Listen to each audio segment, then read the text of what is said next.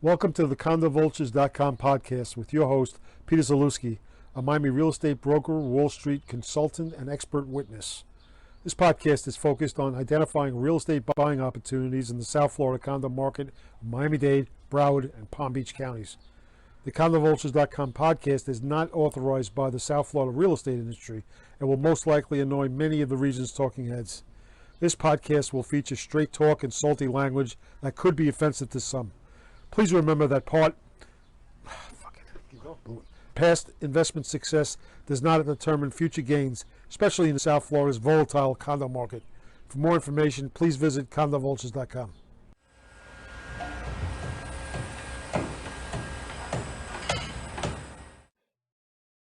Don't buy a South Florida condo, discounted or distressed, before taking a Condo Vultures correction tour. CondoVultures.com offers weekly bus and walking tours that focus on educating buyers on the how-tos of identifying discounted condos, analyzing the opportunities, and purchasing units. Every tour attendee receives a list of all condo projects in a particular market, a market assessment handout, and unmatched expert analysis. For more information on the condo correction tours, please visit CondoVultures.eventbrite.com. This is Peter Zalewski of the Condo Vultures podcast. I hope you're enjoying the podcast. And I wanted to alert you that if you have a property that you're looking to sell in the Tri-County, South Florida area, I would encourage you to reach out to Jenny Cortez, a licensed real estate broker with CVRRealty.com. She's my partner. She's been in the business for north of 15 years. More importantly, she knows the market. She knows how to get a deal done. And she also realizes that it's more important to get a price that you can accept and sell the property rather than to hold firm on some price that's never going to be achieved and ultimately languish on the market. So if you're looking to do a deal that you want a skilled expert who can help you sell a property, reach out to Jenny Cortez at 305-865-5859, 305-865-5859, or visit her website, CVRRealty.com. Welcome to Miami Reporters Roundtable. I'm your host, Peter Zalewski from Condo Vultures. If you're tuning into this podcast, you're going to hear a conversation by current former journalists talking about some of the biggest stories that have occurred within the last week. Way the program works is I handpick 6 stories. I send them off to the journalists, 2 stories for journalists. We're going to go through, we're going to read the headline. We'll read the first couple graphs of the story, and then I'll ask one of the journalists to go ahead and provide some comment to you, the audience. Let me tell you who the target market is for this podcast. We are a real estate podcast, so we're here for developers. We're here for investors. We're here for lenders. We are here for sellers. We're also here for gadflies. So if you're somebody who likes to go to a cocktail party, want something interesting to say that you haven't heard or seen elsewhere, we might just be the podcast for you. So we're glad you tuned in, and hopefully you're going to enjoy this next 45 minutes to an hour while we kick around some of the biggest stories. Let me tell you from the get-go, if you want to reach out to us, you can get us on our X handle, which is formerly Twitter. You can get us up Miami RRP, not AARP, even though some of my colleagues are a little bit long in the tooth, but Miami RRP, which stands for Miami Reporters Roundtable Podcast. We produce a brand new podcast every Friday, summarizing basically what's happened the previous week. And then what we will do is we'll also put out 10-minute segments, which are effectively our shorts. You're going to find anywhere and everywhere all over social media. So if you send us any comments, we'll go ahead and we'll try to incorporate it into some of the podcasts. So let me go ahead and introduce who we're going to have on the show today. We have a gentleman who was a journalist for over 25 years. Right now, he has a public relations and marketing firm. He's based in Miami. His name is John Gruss. John's company is GrussPR.com. It's actually called Gruss Communications, but you can go to his website, GrussPR.com, GRUSSPR.com. You can get him on X, which is formerly Twitter, at John Gruss, JEANGRUSS. What's going on, Mr. Gruss? How are you? Hey, it's always good to be on the unauthorized podcast. It is an unauthorized podcast. We were not saying, I guess we should be sanctioned in a way by the real estate industry, because we're going to give straight talk as to what's going on in the marketplace. So great to have you back on the podcast again, John. Who else do we have on the podcast? We have a gentleman who was a journalist for over 20 years, wrote about white collar crime, did business stories, also did restaurant reviews. He is no one else but John Fakler. If anybody wants to get a hold of John, because he does public relations and marketing. You can get him on Twitter, which is formerly X. You can get him at JT Fakler, JTFAKLER. What's going on, Mr. Fakler? How are you? Hey, Peter, glad to be back on the roundtable. It's great to have you, Mr. Fakler. For the last 6 months, we've been giving an update to everybody who is a NFL football fan. You were in Miami Dolphins territory, which is the home team. You are the opposition. You're the biggest rival of the Miami Dolphins. You are a fan of the New York Jets. There was a lot of hoopla involved with the New York Jets, who brought in a quarterback who's some would say would go to the Hall of Fame. I'm not necessarily in that camp. Gentleman played about 4 snaps, and now he's gone for the season. Your number 2 pick, who is the backup to Mr. Rogers, has now taken basically the reins. And unfortunately, your team is 1-2. They're putting up some really big numbers offensively. I'm just wondering if you could give us an assessment 3 weeks into this season, because you were wearing a lot of Jets garb leading up to the season. So what say you, Mr. Fakler? Yeah, I won't be wearing any Jets regalia anytime soon. Basically, the season's gone to shit. Our quarterback, Wilson, is struggling, to say the least. Let's go ahead and introduce somebody who's brand new to our podcast. He was a journalist for over a decade. He did time at Miami Today. He did it at the Miami Daily Business Review. He also did it at the Real Deal, where he was the South Florida bureau chief. Right now, he works at Boardroom PR. It's boardroompr.com, or Boardroom Communications for some of the older people in this area. It's no one else but Eric Kalis. If anybody wants to get a hold of Eric on X, which is formerly Twitter, you can get him at Eric, ERIC _ Kalis, KALIS. What's going on, Mr. Kalis? Thank you so much for having me, Peter. And a lot of interesting stuff to talk about today. I know we were running the gamut of real estate related topics, and excited to get into it.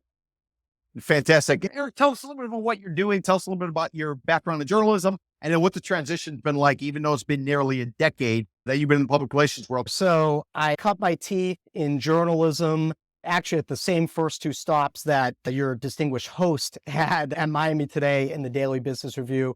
Spent the bulk of my journalism career at the Daily Business Review covering real estate, learned a tremendous amount of all about real estate sectors, transactions, development. Got to do a lot of courthouse reporting, especially during the Great Recession when, as Peter knows, there were not any transactions or developments really happening. So I became more of a foreclosure and bankruptcy reporter in those times, which was an interesting experience.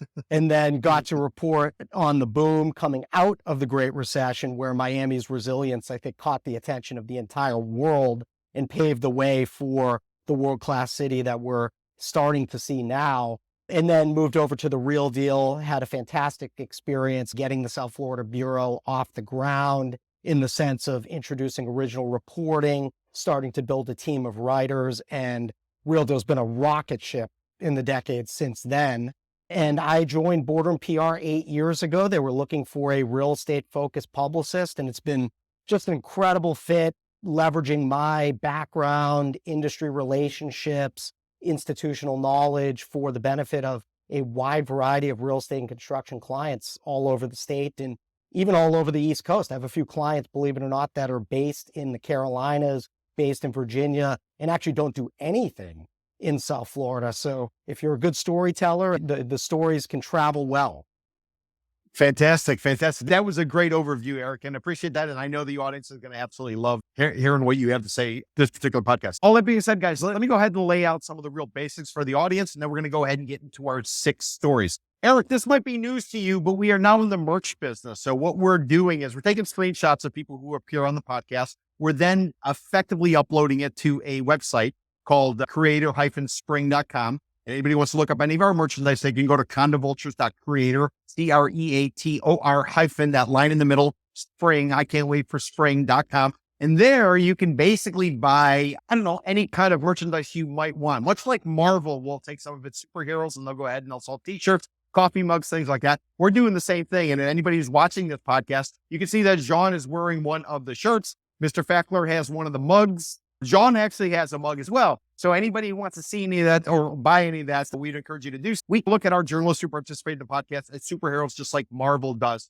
And Eric, you may not know this, but we also sell shower curtains. So we've taken a screenshot of Mr. Fakler. We put it on a shower curtain. So the first thing in the morning when you go in to take a shower, you open that door, you turn on that light, and there's a big picture of Mr. Fakler there. So definitely something worth considering. Better put the not safe for work label up on this episode. So that is our merchandise. And see, this is season 4. And what we used to do is we used to break up the podcast for commercials. We're not doing it anymore. So we have one sponsor, and that sponsor effectively is my company, CondoVulturesRealty.com, realty.com. So anybody looking for a buy-side broker, you're looking to go in and try to figure out what's going on in the marketplace, you're looking for consulting, and or you're looking for an expert witness. Maybe you're suing somebody, you need someone to step up and be on your side, assuming your numbers add up. Maybe someone with my firm can help you out. So go to vulturesrealty.com. Let's go ahead and begin with the story. Mr. Fakler, John Fakler, we're going to go to you with story number 1. This story is coming out of WSVN Channel 7 in Miami. I'm going to read you the headline. I'll read you the first couple graphs, and I want you to comment, Mr. Fakler. And for the record, let me just tell everybody, you wrote about white-collar crime. You did business stories. You also did restaurant reviews. You're not a construction expert. You're also not a real estate expert, which is why I thought this would be a perfect story for you, because I want to get that general public type of perspective. So here we go with the headline, Mr. Fakler. Brickell demolition on hold after slab of building falls on street. No injuries reported. First couple graphs, Mr. Fakler. A controlled demolition that was taking place in Miami's Brickell section was put on hold after heavy pieces of debris fell onto the street below. And for anybody who wants to know where this location is, it would have been between Southwest 8th Street, Southwest 7th Street, right on Brickell. It's a corner property. It used to be the Northern Trust Bank building. It's also where the sales center was for Brickell City Center Rise and Reach condominium. So I'll go on, Mr. Fakler. According to the city of Miami Fire Rescue, a slab of building that was being demolished tumbled to the ground in the area of Brickell Avenue and 7th Street at around 2:40 p.m. Saturday. And there's a quote from Fire Rescue Lieutenant Pete Sanchez. He says, a concrete slab that was being demolished fell below, down to the floor and onto the sidewalk. A cell phone video posted on social media by Miami-Dade captured the moment that the slab came down. And here's a quote from the fire lieutenant. Fortunately, no one was below and no one was injured at the time. Area residents were shocked by the sudden collapse. Wow, that was dangerous. That was crazy, said Isabella Cantano as she watched the video of the collapse of this piece of slab. Mr. Fakler, 2:40 in the afternoon, you would think that a lot of people are wandering around. The sidewalks in and around the Brickell Avenue area are very narrow. Everybody's forced to congregate. Right. Typically, when they're doing some of this demolition, what they'll do is they'll put up some sort of safety covering. Anybody who watched the video, they can see that the slab that fell roughly from the 7th or 8th or 9th floor, something like that, came tumbling down through this. How does that make you feel about the way that demolition is occurring? And what do you think could have been done to avoid this in the future, Mr. Fakler? And I will say you're not a construction expert and you're also not a real estate expert. No, but if you look at the video, you could see how close this slab came down to people, pedestrians on the street, cars driving by. It was really a shocking thing to see. I'll be really interested to see how this story plays out. I don't know how you don't evacuate at least a block or maybe even a mile around a demolition. I know in Vegas, when they demolish those casinos, there'd be miles of empty space, so there'd be safety measures there. I don't even know if they had any safety measures here, and neither did the reporter. How is that even possible? Now, in Manhattan, you have a lot of demolition. You have a lot of high-rises going up. I don't know what the safety measures are in New York, but you certainly don't hear this type of a situation in New York. It certainly would make news. You have building collapses in New York, just like you do in Miami or anywhere else. But I was just shocked to hear that there's no safety measures. Obviously, they're putting this demolition on hold until proper safety measures are in place. But it'll be real interesting to find out if there was any safety measures at all. Now, Mr. Fakler, would you have any recommendations for either developers and or government officials as how to make this more safe if you have a slab falling at 2:40 in the afternoon on a Saturday? There's going to be a big firestorm, a big uproar because of this. And I think there should be some sort of measure, and there should be PR about this too. This should be put out so the public knows, listen, there's several miles or several blocks will be cordoned off, so to speak. Mr. Fakler, are you saying the street should be closed until this building is demolished, or they have to close lanes to give people someplace to walk? That's probably a better recommendation, because you can't close down a whole city. Miami's bustling, full of exploding as far as the population.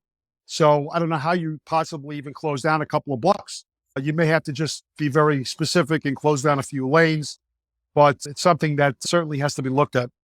Interesting. John, we're going to go to you with the next story. But before we do that, let me just throw it out there to you two gentlemen.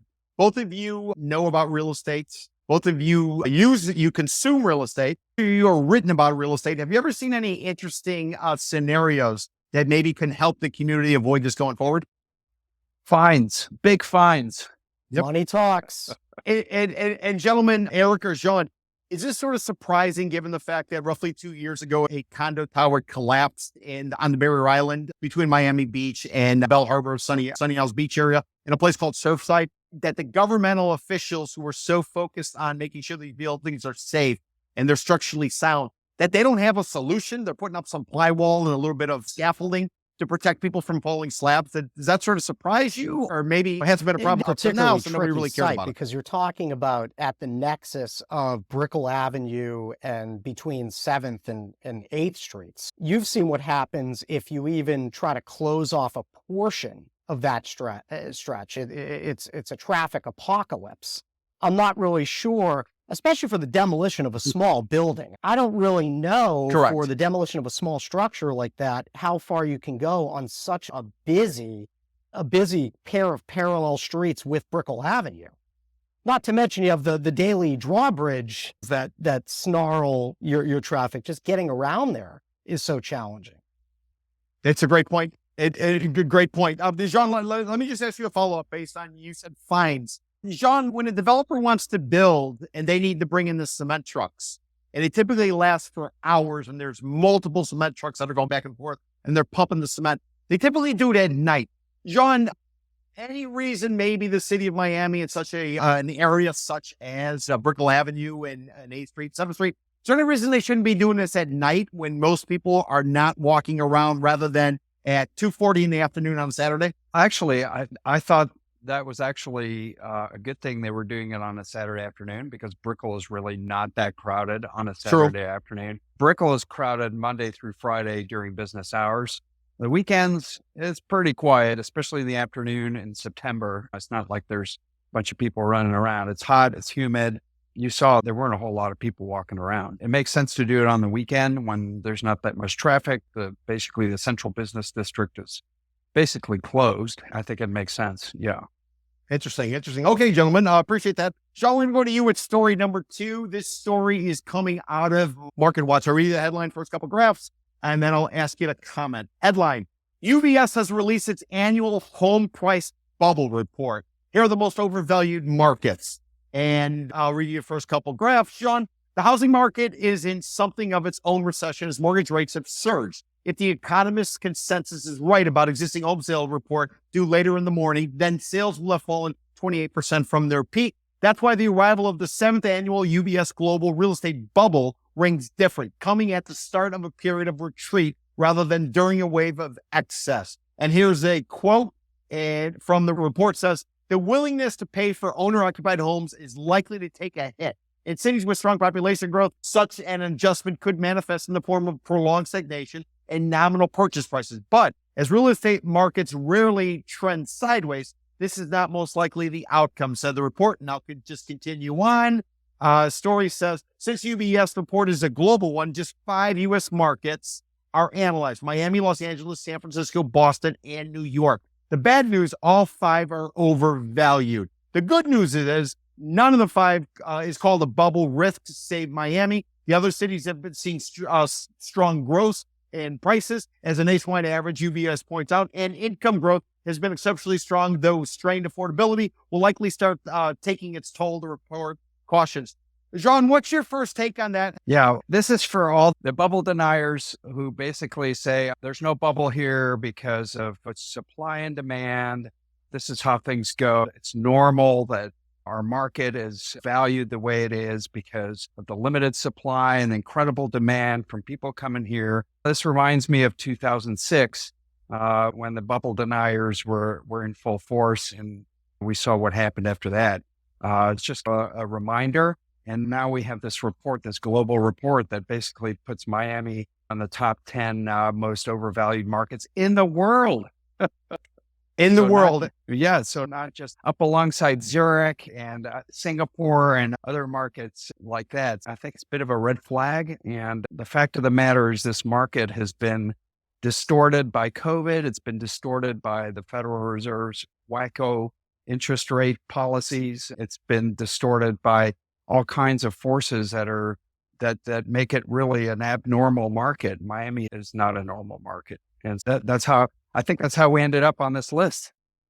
And let me fill in the audience as to what the list says. So basically the way they rate it is starting at 0 going to 0.5. So 0.5%, 50 basis points effectively. That would be called fair market value. Then anything would be overvalued based on their index. If it goes from 0.5 to 1.5, then anything is greater than 1.5 would effectively be called bubble. And let me give you some of the cities and what the ratings are. Remember, 0 to 0.5 is fair market. And then effectively 0.5 to 1.5 is overvalued, and over 1.5 is going to be bubble. So Toronto is coming in at number 1. They're 2.24. And then you'll have Frankfurt at 2.21, Zurich 1.81, Munich 1.8, Hong Kong 1.71. The first city in the United States to make the top 10 globally, according to UBS, will be Miami at 1.39. So we're overvalued. We're not yet bubble, but we're overvalued. Second city in the United States to come in would be at Los Angeles at number 11 at 1.31.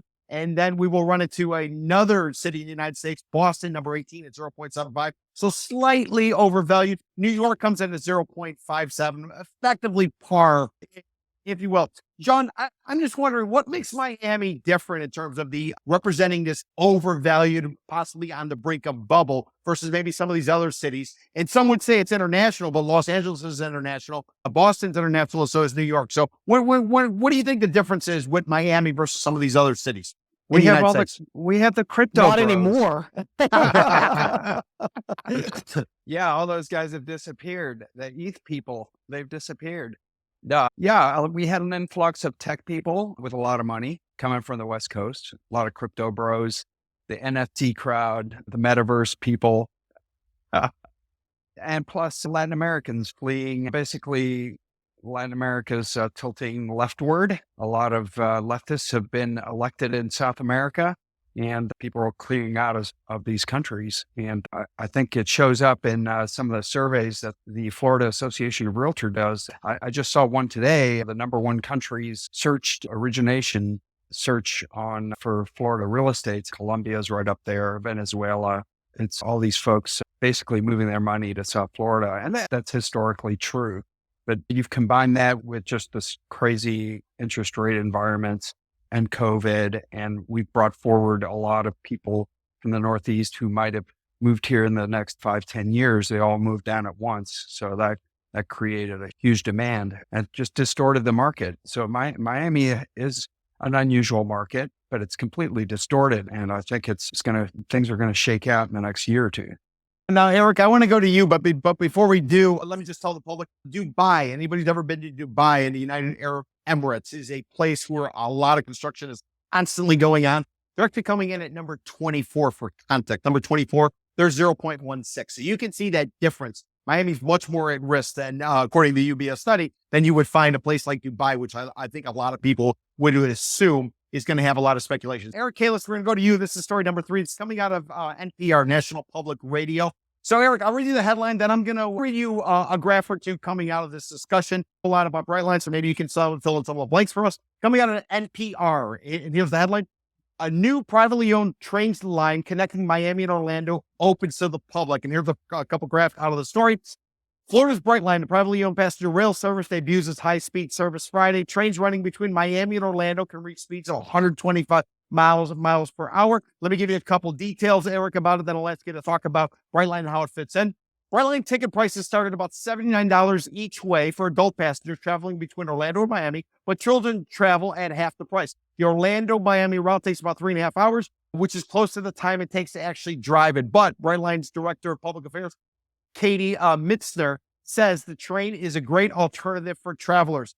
Eric, if it takes you roughly the same amount of time to get on a train in downtown Miami and get off in Orlando, and then when you get to Orlando, you have to catch an Uber, you have to do something else rather than simply taking your own car, is anyone really going to take this train? So let me preface this by saying that those I know who have experienced the Brightline for local commuting swear by it. They are evangelical about it. Yes. They say it's an amazing experience. I have not personally had the pleasure just yet. When you live in Southwest Broward and work in Central Broward and you don't have any east-west connectivity, it's hard to make sense of driving 30 minutes to a station to do the Brightline. So the user experience, by all accounts, is fantastic. But when you start examining the numbers and what Brightline's trying to accomplish, first and foremost, their owner, Fortress, has spent $5 billion on this. So it's a $5 billion gamble. The big and number. Their goal is 8 million annual riders on the Miami to Orlando route. And their theory is apparently about 40 million people go from Miami to Orlando and back per year. 90% of them drive. So they're counting on converting roughly 1/5 of that amount to train riders within the next couple of years. They don't think it's going to be an overnight thing, but that's the medium-term goal. You mentioned the pricing.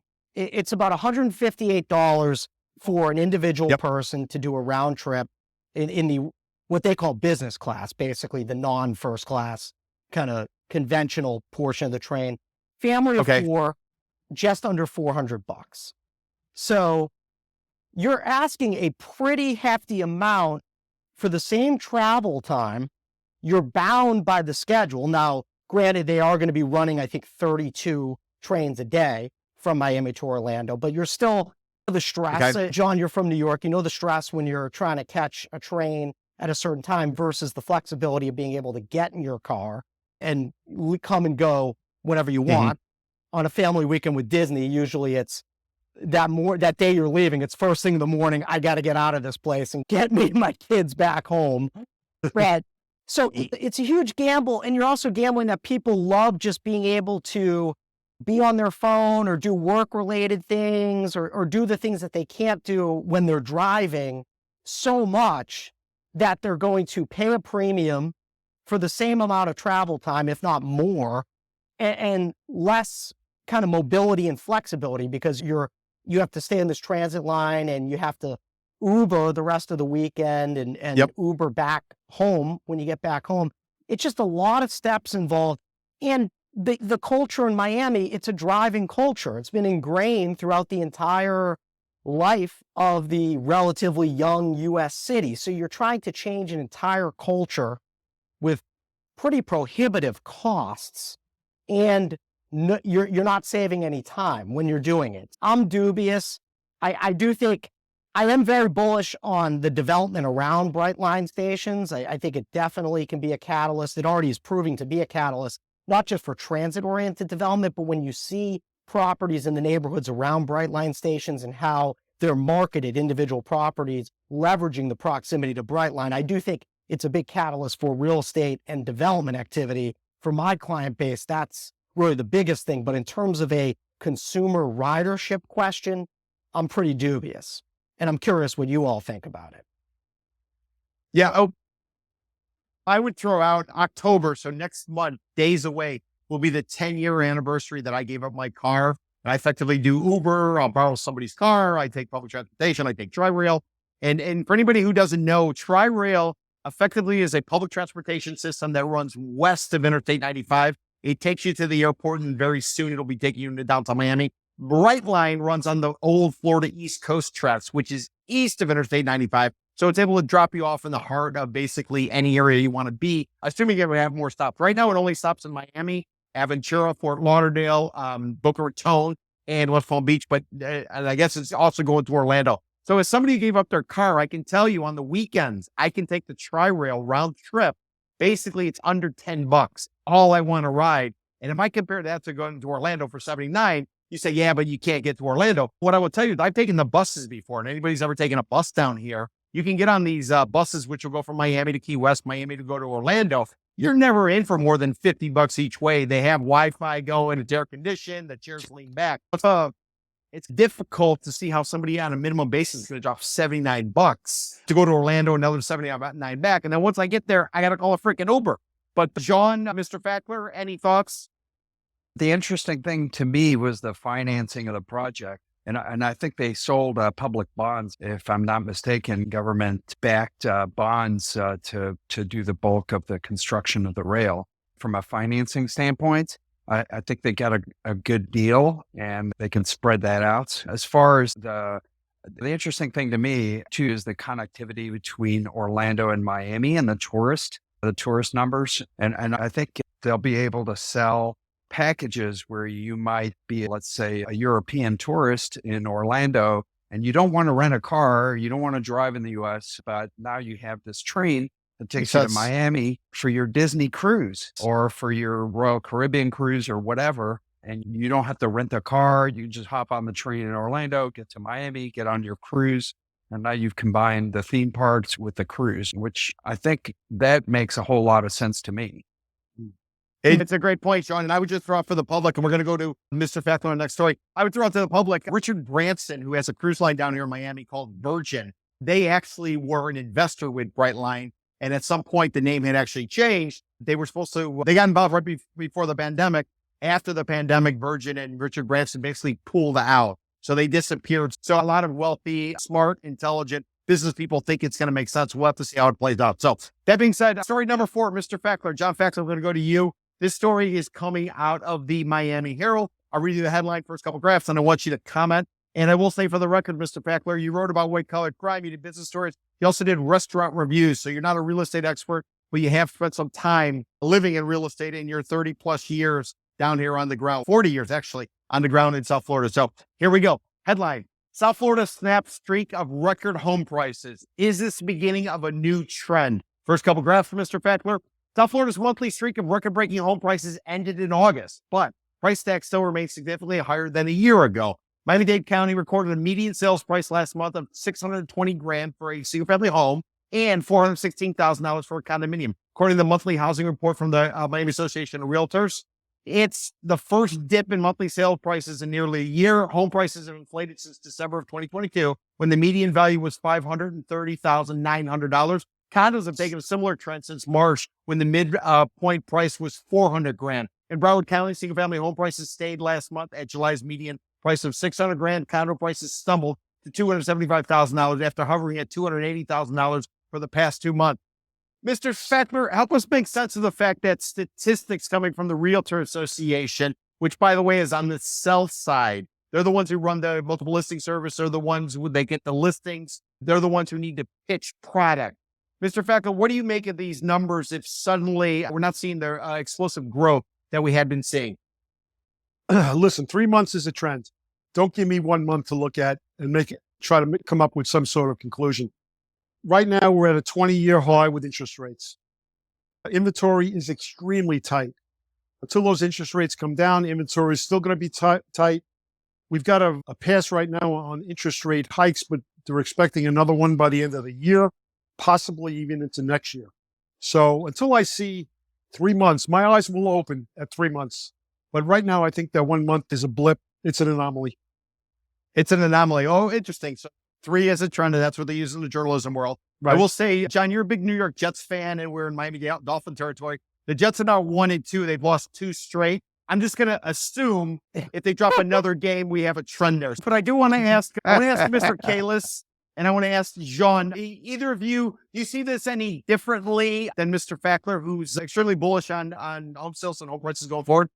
I think we're going to get deeper into the discussion on the next story, because I want to tackle Jamie Dimon's incendiary comments and what the fallout from that would be. But we keep waiting for one shoe to drop here in our market, right? One or the other, either prices or interest rates. It's not happening.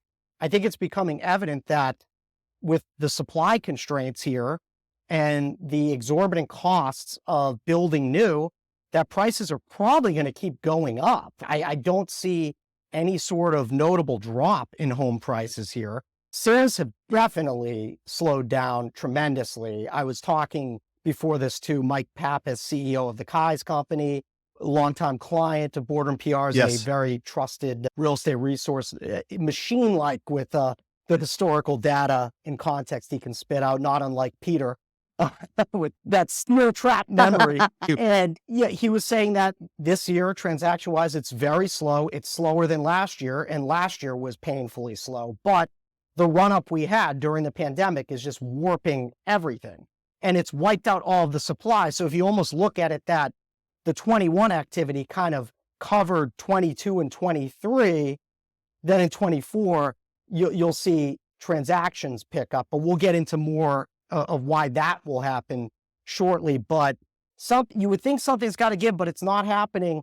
I talked to a developer earlier today who is pricing out a rental project, and the prices are as much as 40% higher than quotes that he got 2 years ago. So those prices, whether it's for sale or rental, they're going to be passed through to the consumer. So I don't see any sort of empirical evidence that those who are waiting on the sidelines for prices to go down or interest rates to go down, that they're going to be rewarded anytime soon here. Then you're right about the statistics. John, you want to mention anything? Do we go to story number 5? Yeah, I think basically the market's frozen. There's just very little activity, and the few transactions that there are cash deals on the very high end, and that totally skews the data. And so it's really hard to make sense of the data because there's so little of it, or there's so few transactions, and the transactions are all happening in certain price points, and that's just skewing the data. So it's really hard to make any sense of it. Interesting. And I guess we're going to have to wait to see. Mr. Fakler says we need 3 in a row in order for it to be a trend.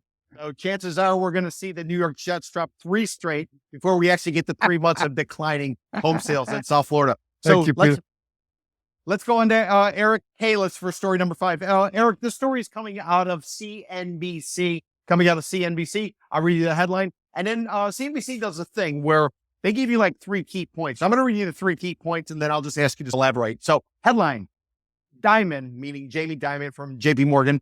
Dimon warns that the Fed could still raise interest rates sharply from here. And here are the 3 key points come from CNBC. Point number 1, JP Morgan Chase CEO Jamie Dimon is warning that interest rates could go up quite a bit further as policymakers face the prospects of elevated inflation and slow growth.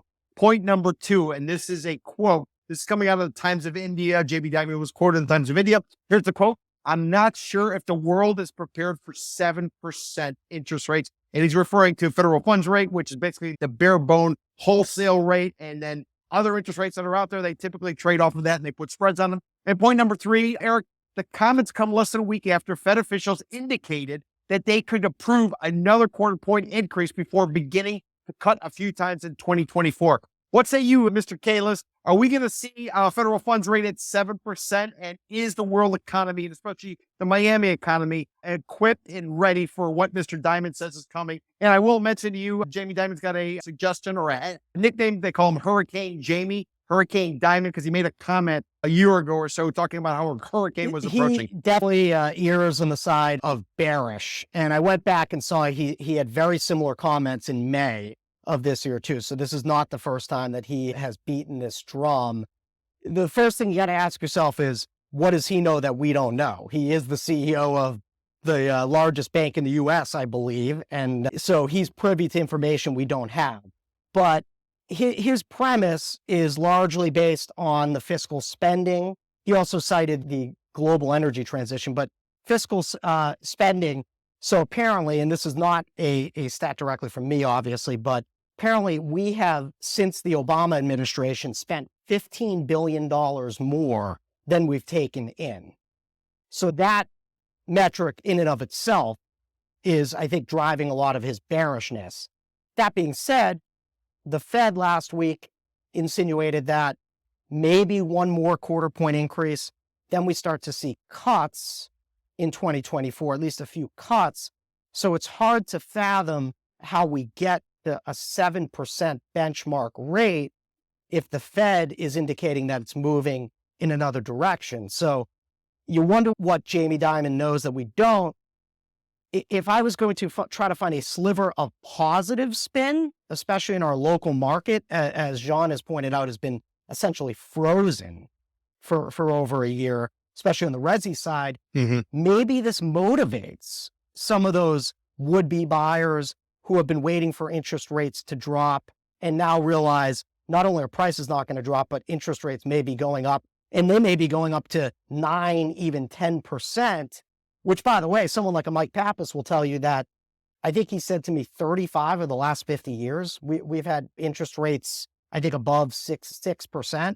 So we're really, the interest rates we're experiencing now are in line with historical norms in the last decade. Was an anomaly. But maybe some people on the fence might move forward with purchasing now out of fear that what Jamie Dimon is saying will come true, and ascribe to the theory, buy now, refi later, which us PR and marketing pros have been putting out that message to try to get people off the schneid here and to move forward with purchasing.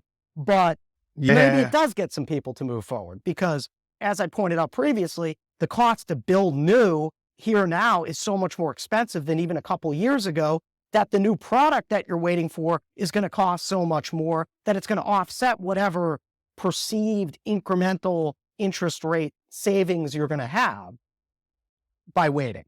So there's going to be a visceral reaction to Jamie Dimon's comments one way or another. John, I want to get your comments, but let me read you a quote out of the story. And I will preface it by saying there's been some stories talking about consumer credit card is spiking in the United States. We've also have auto loans. People are falling behind on their auto loans. But here's the quote, and I want you to comment on what Hurricane Jamie or Hurricane Dimon and his projections. Here's the quote. It comes from the story. It says, to emphasize the point Dimon's making, he referred to Warren Buffett's much cited quote, only when the tide goes out do you discover who's been swimming naked. True or false, John? Is Jamie Dimon, is he too bearish or is he not bearish enough? He needs to protect his bank. So he needs to shore up his capital and make sure that he's going to weather any big spikes in interest rates. And quite frankly, the Fed has said rates are going to stay higher for longer. And that's been the mantra lately. And the real problem, I think, for Miami is commercial real estate, because a lot of developers and builders started their projects with construction loans that were very cheap. And a lot of them have loans that were taken out when rates were extremely favorable, and they paid up for properties because they could. And now 5 or 7 years later, they have to refinance at double the rates. Oh boy, there's going to be, I think Jamie Dimon is referring to the tide when the tide goes out. So their cost of capital is basically going to more than double. And so I think we're getting a lot of commercial real estate projects that were financed based on low rates forever. And people, basically developers and builders, overpaid for property in Miami. And shocking, John. Guess what? Shocking. Guess what? The rents are not going to cover the nut. And when they go to refinance, already you're seeing a lot of distress in the office market, generally in the U.S. A lot of owners have handed over the keys to office buildings, and you're going to see a lot more of that in all different sectors, because honestly, the rise in interest rates, when they have to go and refinance these projects, they're not going to make any sense. And rents are not going up nearly as much as people expected them to, even in the apartment sector, because we got a tsunami of apartments that are coming online. I think the South Florida Business Journal reported a few weeks ago, there are like 55,000 units under construction in South Florida. John, we have 1,000 people a day moving to Florida. That 55,000 is not enough. That's on top of the inventory that we already have. It's going to flood the market. And all these developers who were banking on rising rents forever, and now they're going to be facing flat or lower rents, and they're going to face a much higher cost of capital when they go to refinance their buildings, are going to be really in some trouble. And already you're seeing hedge funds, private equity raising a lot of money to go in and get ready to buy distressed properties because they know what's coming. And I think generally the sense on Wall Street, and Jamie Dimon is just helping to prepare people for that possibility that if interest rates go much higher, you're going to have a lot of problems. And commercial real estate is going to be one of those areas that's going to be hit hard. And John, how about insurance as it pertains to commercial real estate? We don't even have to talk about developments, but income producing commercial real estate. One of my commercial real estate broker clients tells me that certain clients of his, commercial real estate owners, are stuck because their insurance costs have gone up as much as 300% year over year. I was at the Urban Land Institute Miami Summit last week, and Stephen Vecchito, one of the top executives, maybe the top executive at Adveneer, a prolific multifamily owner-operator, was giving a case study of one property of his where the insurance costs went up 70% year over year. And even at 70%, you can't make up that cash flow. That was his point. Combine that with the cost of capital, you can't really raise rents, and you're even seeing in some cases some rent softening. So how do you make up for that loss of income and loss of valuation? And the reality is you can't right now, because the insurance industry is in such a crisis and there are so few options. So the insurance, as it pertains, there's been so much focus on, understandably, residential insurance, but commercial real estate has been at a standstill as much because of the insurance costs than the interest rates. And the construction costs on some of these projects have gone through the roof, and all of those things combined are going to stress the market. But this is a perfect segue for story number 6. Sean, we're going to go to you at story number 6. This is coming out of CNBC. It was a interview that occurred on CNBC during our lunch program. I went through, I watched the video, I sent it off to you, asked you to watch it. I'll read the headline, Arita. I'll give you a couple notes that I took about this discussion, John, and then I want you to comment on it. This is a solution that I think one startup is trying to provide to the marketplace as interest rates are going up, as mortgage rates are going up. So here is the headline, John, and then I'll give you a couple notes. Startup hopes to make home buying more affordable with assumable mortgages. And the gentleman who is the founder and the CEO of Rome, and if you want to go to their website, it's with Rome, ROAM. His name is Renak Singh.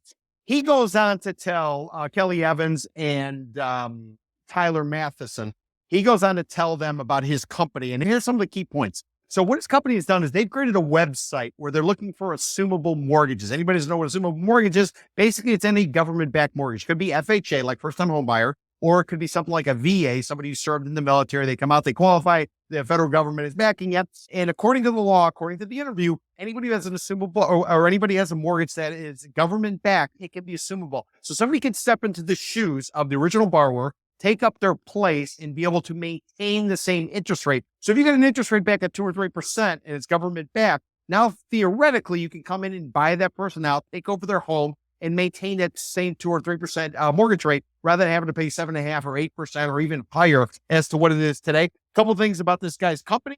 One, they charge 1% of the purchase price. So if they're able to find you a deal, they're going to take 1%. The example that they gave is, say somebody bought a house for $380,000. They owe $300,000 now, and lo and behold, because of appreciation, the home is now worth $500,000. You effectively, as a buyer, could step in. You could assume the mortgage. You could come up with something very similar to what it would be like buying your own home. And this group, they have a secondary lender, somebody who provide like a mezz loan or some second position to help you as an individual get in there and buy. And the point that this gentleman's making with his company, Rome, is that a lot of people don't take advantage of the fact that some of these mortgages can be assumable, and this might be a way to get around the higher interest rates and the mortgage rates that we're dealing with right now. So, John, I think I covered it all, but I don't know if you want to provide some of your banking expertise related to that. Yeah, but what? You have to get the seller to agree to this. Why would a seller agree to this?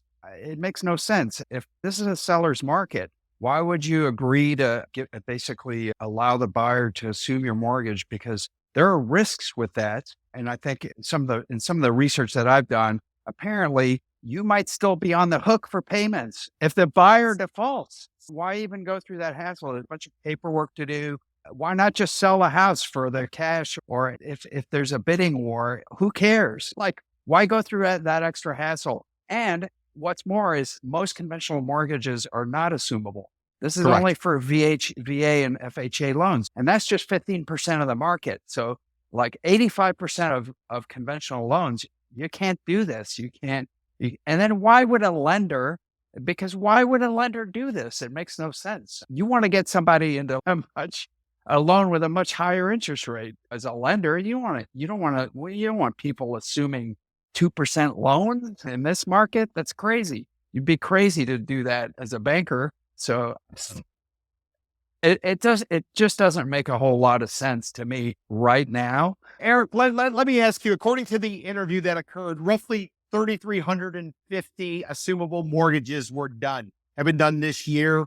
According to one of the stats that was referred to, I think it came out of the Wall Street Journal, but that was the conversation. The argument that the founder of this Rome company made is that people aren't aware of it. Therefore, they're not doing it. If we make them aware of it, I think this guy is banking on the inability of many consumers to read beyond headlines and superficial text about seamlessly take on a 2% or 3% mortgage. This is your path to home buying. And then when you get into the fine print and start looking at the details and the contingencies and the potential repercussions, as John pointed out, it dies on the vine as something viable. I agree with you as far as the seller's point of view, especially in a market like here where inventory is so tight that if you're putting your home in the market, you're still getting demand, organic demand, without all these contingencies involved to be able to complete a sale. So it doesn't make any sense to me on the seller side. And I think these days consumers are so much more educated. They're also smart about getting the third-party experts to advise them in a traditional real estate transaction that there's not going to be a mass market for a product like this, because once you start peeling back the layers, it just stinks. And you're going to start seeing these kinds of things being pitched because affordability is so difficult. So you're going to start seeing all kinds of weird stuff like this that you would not see if in you're a going to tell me it's market, a seller financing product, then I could get there. But yeah, the assumable 2%, 3% loan with this Rome company getting a nice VIG. It's hard to make sense of that. I will say, just to conclude this particular discussion, I took a look at the 10-year treasury coming in at 4.55. If you say 3%, add 3% for a mortgage coming in at 7.5 or so. This guy from Rome, the founder, says you can typically use the second mortgage, you blend it with the first mortgage, and you're paying half. Give me a break. You're paying half of what you would be going if you were new money coming in. So you got to get a second mortgage. You need That's a cap and a ridiculous. stack to I buy mean, a home. It's crazy. Yeah. What a hustle. Yeah. Mr. This reminds Fakler. me of 2006. So so you're talking about Ninja? No income, no No, you verification? remember people were stretched so thin in like 2005, 2006. They had to get 2 lenders to like make it work. Mr. Fakler, final thoughts before we shut down this podcast. We've been doing a lot of talk about the cost of real estate. I came to Miami in the late 80s. Miami used to be cheap. You could buy a condo for 35 grand on the beach. And just to see how things have blown up over the years is stunning in a way, because I don't think you see this in any other part of the country. Again, also the fact that the deals are 40%, I believe I read recently, are cash deals. In the rest of the country, that number is more like 27%.